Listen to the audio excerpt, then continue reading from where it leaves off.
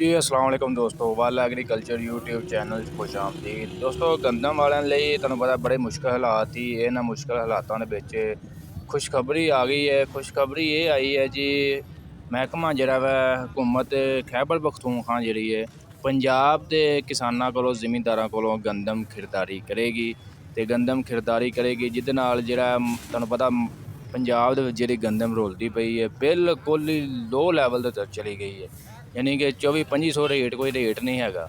इस रेट के उत्ते सेल जिमींदार मजबूर ने जी सेल करन ते।